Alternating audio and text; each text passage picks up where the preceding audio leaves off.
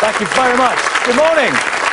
Welcome to the Big Questions from the Manor Church of England School in York. I'm Nicky Campbell. Eric Pickles, the Community Secretary, has come up with a plan to bring us all close together across class, colour and creed with shared British values. Our first big question: should we promote a united British identity? Poet Benjamin Zephaniah says Britain's strength is that it's a blend of different cultures and creeds who share only one value: belief in democracy. On Friday, Iran voted for a new parliament. President Ahmadinejad's candidates are regarded as moderates compared to those supporting Iran's supreme leader Ayatollah Khamenei.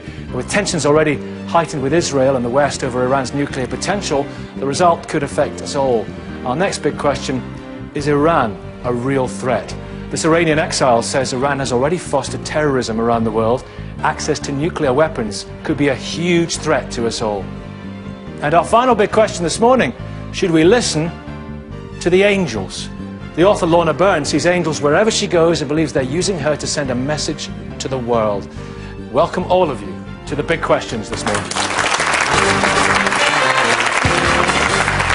Morning all. Now, separate lives, differing values, being tolerated across Britain's diverse faith, ethnic and social mix is soon to be a thing of the past. The government is going to do its best to promote freedom of speech, freedom of worship, democracy and the rule of law as fundamental British values to be accepted by all. Should we promote a united British identity? And Douglas Murray, how can you construct a narrative that, unites under one umbrella, if you like, on a rainy day?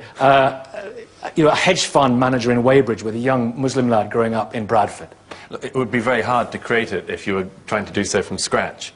Fortunately, we're not doing it from scratch. I think you can create a shared British identity through our shared values, through our shared culture, through our history, our past, and that if you teach that and you transmit it well, it's something which anyone can feel a part of. What aspect of that history do you emphasise? All sorts of things. You emphasise, apart from anything else, the good and the bad. There's a feeling that at some points in our past we might only have celebrated the good things in our culture. Some people would argue in recent years we've only celebrated the bad. You've got to teach people pride and also awareness of pitfalls. What's the pride then? In invention, industry, culture? In all sorts of things. People feel pride in different. Some people feel pride in our sporting achievements. Some people feel pride in our cultural achievements. I think most people feel a bit of all of these things. I think the key thing, though, is that when people talk about a shared British identity, they tend to assume that you're excluding people somehow. Mm-hmm. And I would say that the thing here, the key thing is you have a core culture. A culture on which all sorts of variations are played, all sorts of different people pursue different things around it, but that they know what the core is that they're riffing around. What is the core? Is that Benjamin? The core in this case is Britain, is British identity, is the British history, British culture, British achievements, writing, philosophy, art, architecture. But that's multiculturalism. You just said a lot of things there. Yes, but and they're all... multiculturalism. I mean, Britain, by definition, is multicultural. The Celts, the Picts, the Scyllas, all the early tribes that came here came with a different culture. Even the Romans brought a culture. So the new cultures that come here now are doing what we should be doing here, is embracing them. And I would say not even tolerating them, but embracing them, because that is what is at the core of being British. Yes. Not sitting down. If Pickles said, Eric Pickles? Mr. Eric Pickles said, he wants to come up with an idea of what Britishness is. Could you imagine a group of men, probably in suits, sitting around a table trying to define what it is that's British? You shouldn't, as I say, it shouldn't be invented. You're not having to invent something. It's something that exists. You just have to identify. Well, yeah. What about empire? Empire would be part of it. You would teach the good things about empire, and you teach the bad things about empire.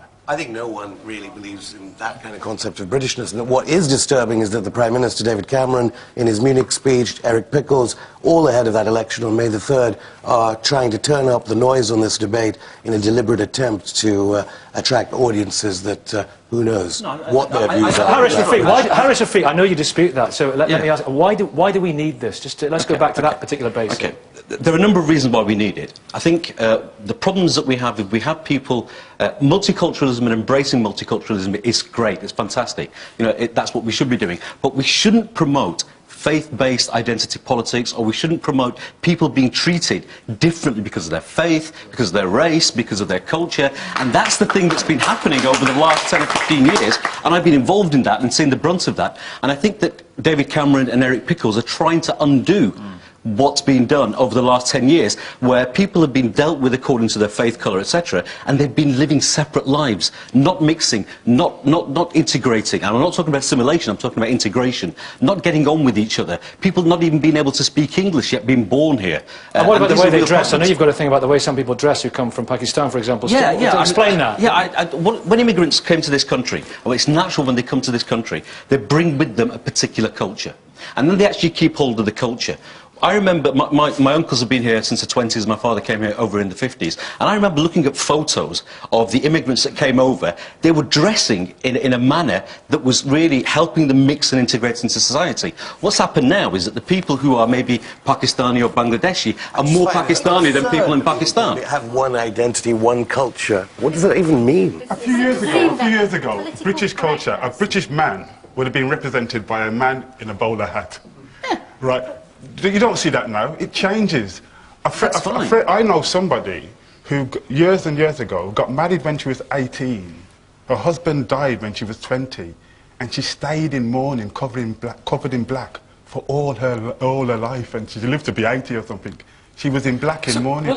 That would have been seen as British cultural It's not anymore. Kieran, should Kieran be wearing a tweed two-piece then instead of what she's wearing just now? No, she absolutely has the right to wear what she wants. I was a punk rocker when I was 15, so that's fine. You know, I dress we differently. celebrate the diversity that we have in this country, but what is missing is the glue that binds us together as a whole community. So how do we get that glue? How we'll get that with a sense of belonging is through British values of freedom of speech, rule of law, democracy, all those things which are quite prevalent amongst all the religions as well. And a common and that will language. bring us together, and English, being the common language, will serve to bridge them gaps that we have with communities who are alienated and isolated. If you have another language, forget about the Urdu and the Hindi and the Mandarin. There has to be one common language. What about Welsh? English. Gaelic? We have lots of languages, but there has to be one common one, Brummie? especially for those communities who are coming into the country to help us engage with them. Reverend Canon Sam, Reverend Canon Sam, back with you, Benjamin. Let's bring Sam in. Do you not see the need? Eric Pickles said the separate lives strategy has failed. I think people live separate lives because it's natural. I mean, I don't think there's a sort of policy of separateness. I think people gravitate to people who are like them, and they live in their own comfort zone, and that's the reality we face. I mean, it's where we come together. It's this Englishness that I'm concerned about, because I work in Bradford, and I work with community groups, new immigrant groups, so asylum seeker, refugees and others, and I'm appalled at the fact that there are no help for people to access services. People are isolated because they can't access services, because they can't speak English, and they're living in these sort of enclaves, and I'm trying to help them bring out, and individuals like me are doing it, but it's all voluntary work, and the councils aren't doing enough, and there's no proper government policy of helping people accept or understand what makes up Britain. We can talk about democracy and those sorts of things. Let me tell you a real practical problem. I know a young chap who was born in this country. He went to a school which was predominantly Pakistani origin, heritage people, 99%. He went to university only mixed with Pakistanis, people from Pakistan. He worked for his father, Pakistani-based customers. He had a problem with his father, left the company. I got him a job somewhere else, working in mainstream society. He just couldn't survive in that culture, in that job, and he had to leave. He signs on now.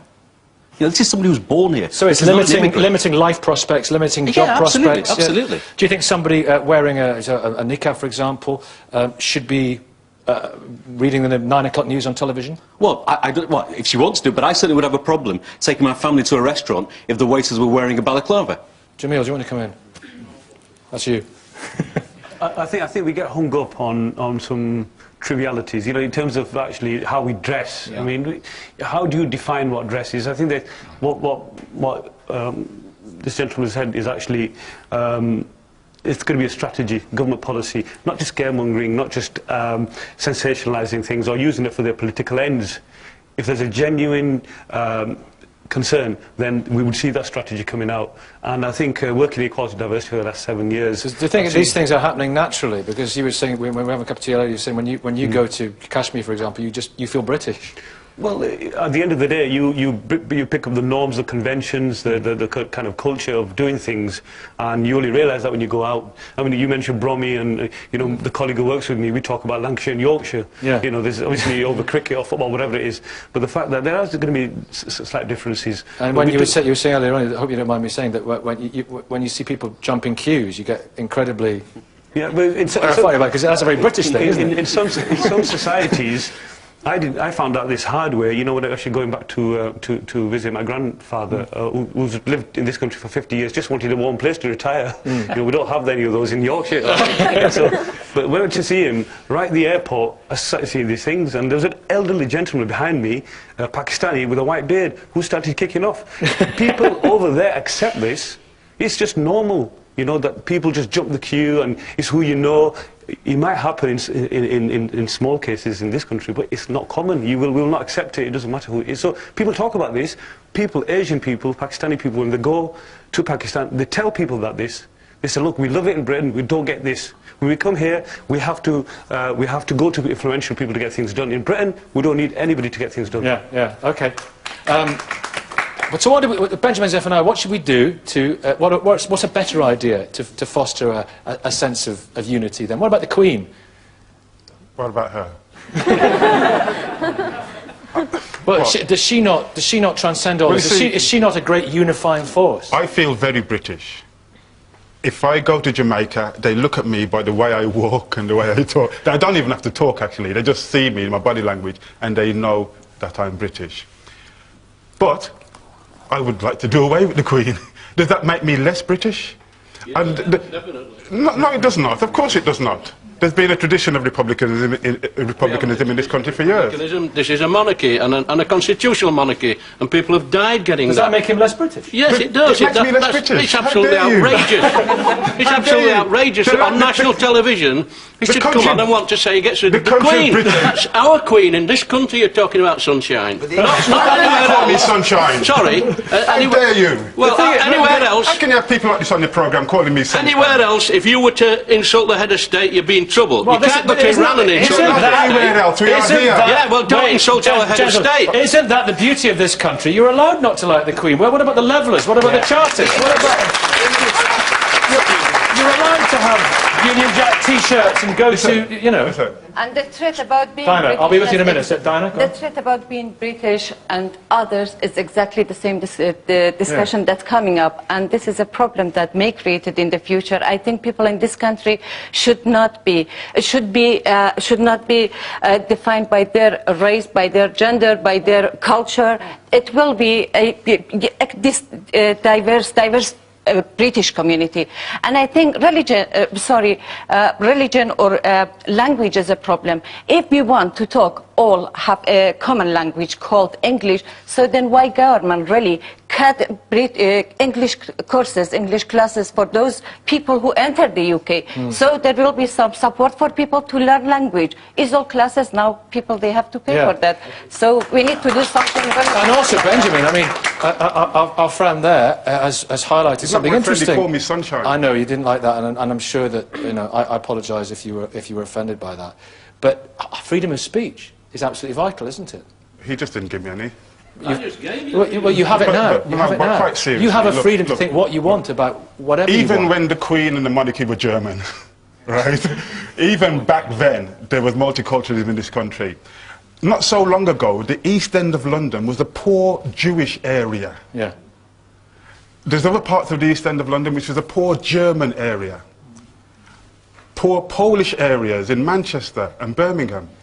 And when people came from those countries, they gathered together for security because they had people that understood them. Once they lifted themselves out of poverty, they moved out. And that's what needs to be addressed in these communities, in these very poor communities. Poverty. Douglas Murray, Isolation. this is actually about class, isn't it? This is about socio-economics. To a great extent, yes. People who come into a country tend to be on the lower socioeconomic class when they begin, and gradually over decades and then indeed centuries they come up. So yes, to an extent that's the case, and yes, to an extent it's true that there has always been immigration in this country. In the last 60 years it has been far, far larger than at any previous point in our history, and so some of these debates are now a lot more febrile than perhaps they were can't be more then. than any time in I'm afraid there was. I mean, the amount of Huguenots who came to this country over the course of a century was the same number of people that were immigrating into Britain in a few months under New Labour. So it was a different. But it was just a different pace, and it's not necessary to pretend that away.